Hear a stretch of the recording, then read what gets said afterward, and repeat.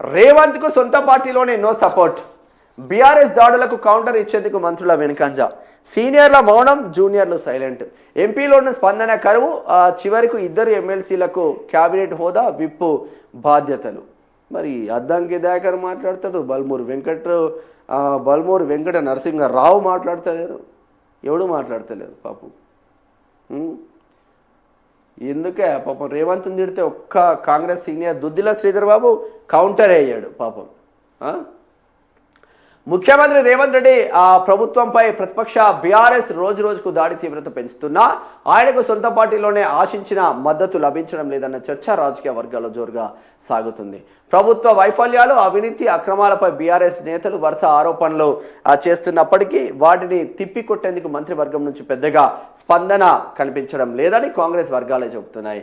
ప్రభుత్వంలో 15 మంది మంత్రులు ఉన్నా ఒకరిద్దరు మినహా మిగిలిన వారు ముఖ్యమంత్రి తరపున గట్టిగా మాట్లాడేందుకు ఆసక్తి చూపడం లేదని సమాచారం. సీనియర్ మంత్రుల్లో కొందరు రేవంత్ నాయకత్వ శైలిపైనే అసంతృప్తిలో ఉన్నారని, మరికొందరు తమ శాఖల వ్యవహారాల్లో సీఎం కార్యాలయం అధిక జోక్యం చేసుకుంటుందన్న భావనతో దూరంగా ఉంటున్నారని పార్టీ వర్గాల్లో చర్చ జరుగుతుంది. దీంతో ప్రతిపక్ష విమర్శలు వచ్చినా వాటిని తిప్పికొట్టే బాధ్యతను ఎవరు భుజాన వేసుకోవడం లేదని అంటున్నారు. ప్రతిపక్ష నేతలు తనపై వ్యక్తిగత విమర్శలు చేస్తున్నా ఒక్క మంత్రి కూడా ఎదురు దాడికి దిగడం లేదని ముఖ్యమంత్రి రేవంత్ రెడ్డి పలుమార్లు కేబినెట్ సమావేశాల్లోనే అసంతృప్తి వ్యక్తం చేసినట్లు సమాచారం. అయినా పరిస్థితుల్లో మార్పు రాకపోవడంతో సీఎం కూడా ప్రత్యామ్నాయ మార్గాలపై దృష్టి పెట్టినట్లు తెలుస్తుంది.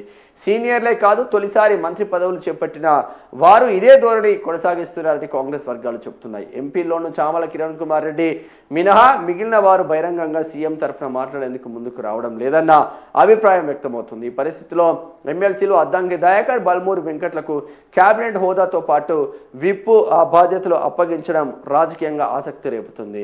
బీఆర్ఎస్ ఆరోపణలకు వెంటనే ప్రతిస్పందించడం, ప్రభుత్వాన్ని సమర్థిస్తూ సోషల్ మీడియా వేదికగా ఎదురుదాడి చేయడమే వీరికి అప్పగించిన ప్రధాన బాధ్యతగా కాంగ్రెస్ వర్గాల్లో ప్రచారం సాగుతుంది. ఇదే అంశంపై సోషల్ మీడియాలోనూ పెద్ద ఎత్తున చర్చ జరుగుతుంది. ఇక లాస్ట్కు మీరే దిక్కురా నాయన అని అద్దంకి దయాకర్, బల్మూరి వెంకట్.